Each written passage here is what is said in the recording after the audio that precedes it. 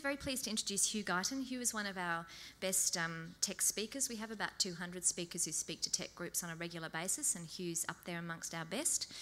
He's been involved in conversations that matter for over 25 years, and he has worked with companies with a huge price range from a few $100s turnover to over $30 million.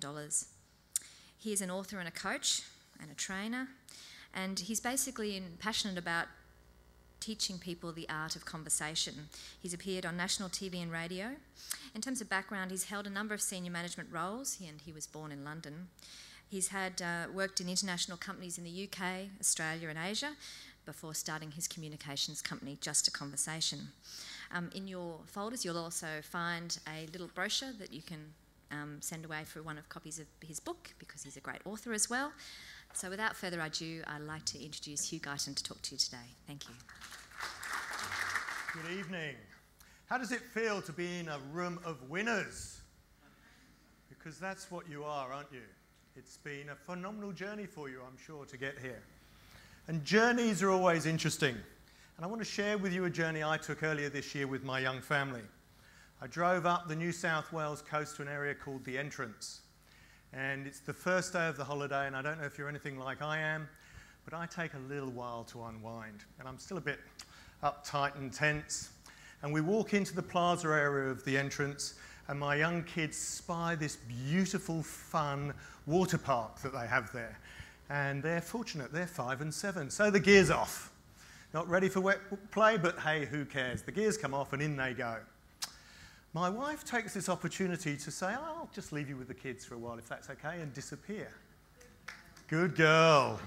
Yes, the husbands in the room should know that should have been an early warning sign.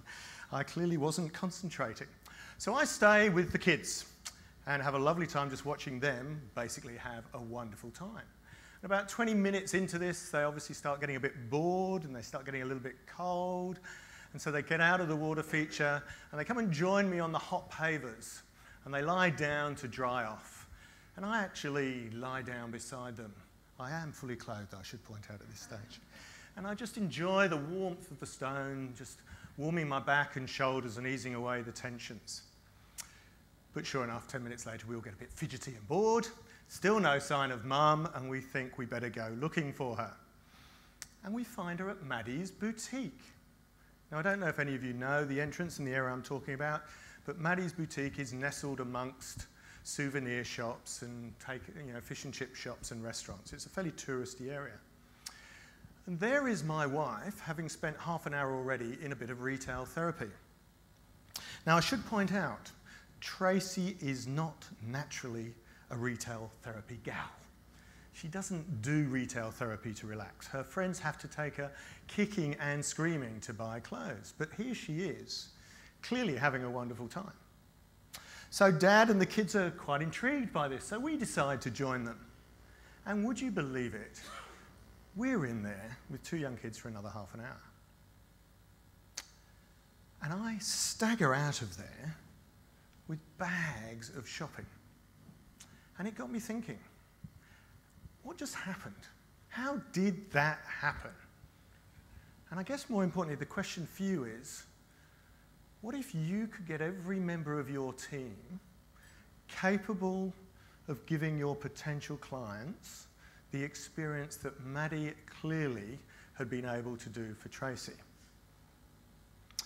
As a sales trainer, we talk a lot about needs, and particularly about implied and explicit needs. And we could first ask the question, did Tracy need these clothes? Now, I won't answer that question as a husband. I'll answer it just as an observer. Yes, she did need them. Her business had been going very well. And the clothes she was buying were basically upgrading her work wardrobe. She'd been doing very well with her training business, and she was going to Asia for a particular client a lot, and she needed to upgrade. She was traveling business class and staying in 5-star hotels. We've got to look the part, haven't we? But interestingly, she'd needed those clothes for months. That need hadn't suddenly occurred this week while we were here at The Entrance. She'd needed it for months. So for months and months, she had been walking through the streets of Sydney, which, rumour has it, has a few fairly decent boutiques in which women can buy nice clothes. And yet at no point had she chosen to buy anything.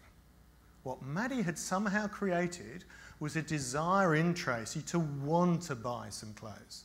So what was it that she did? Well, I think there were 3 conversations that Maddie has with herself that she is absolutely in alignment about, that meant that we came out with a wonderful experience and felt good about spending Tracy's money in the boutique.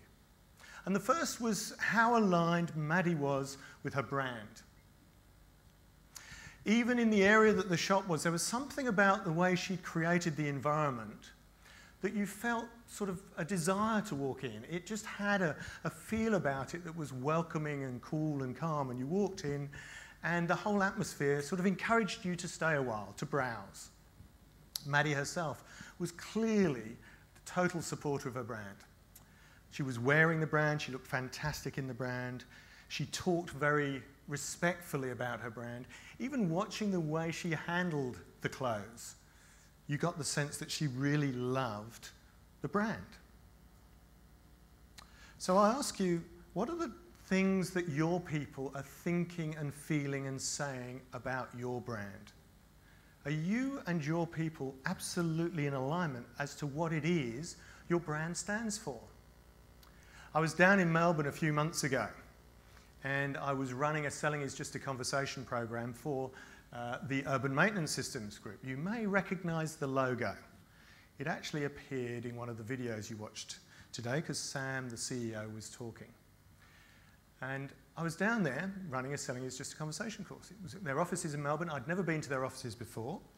I've gone down the night before, stayed in a hotel very close to their office so I can make sure I can get there nice and early and be ready to go. So I walked to their offices, 7:30 in the morning. The glass doors open. Fairly typical reception area, open space, some chairs for the visitors to sit in, a high back bench at the reception desk at the back, and behind the desk was one of the UMS ladies in a nice uniform, busy beavering away. At the moment that the automatic doors slid open, she looked up, she instantly gave me a beautiful smile. She walked from around the desk, marched towards me, met me halfway in the middle of the reception area, hand out strongly and said, "Good morning, you must be Hugh Guyton, welcome to UMS." How do you think I felt about this company at that particular moment? What do you think might have been my thinking about this company? Yeah, positive, professional, they cared. I absolutely believe that they got the better work out of Hugh Guyton that day because of that young lady. Because I instantly felt in a place that I wanted to do business in. I instantly felt I was in a place where everybody in this company understood what the brand was about and the experience of the brand and cared about the brand. So it just put me, of course, in the right frame of mind to care about their brand and do the best job I could for them. Not suggesting that I don't aspire to do that every time, but I'm sure you get the sense of what that's about. So my question to you is, what are the little things you're doing or not doing to make sure that your people, your team, are absolutely in alignment about the brand? Just take a moment, introduce yourselves at your table and share some thoughts and ideas. What are the special little things you do to differentiate your brand from the competition? Why is it you are winners in this room? Why is it you're Telstra Business Awards finalists? Just take a moment, please, at your tables.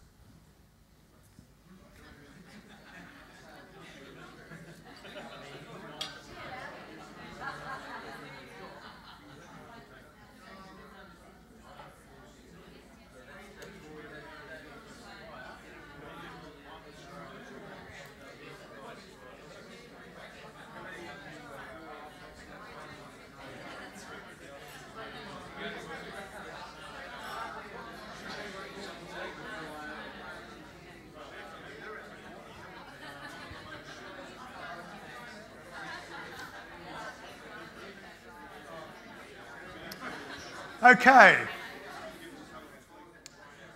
if we can come back to one conversation, what are some of the thoughts and ideas that you have as to what are the little things that you and your team are doing that differentiate your brand? What are some ideas, the wisdom of the room? What have we got? Who wants to share something? There was a lot of talk.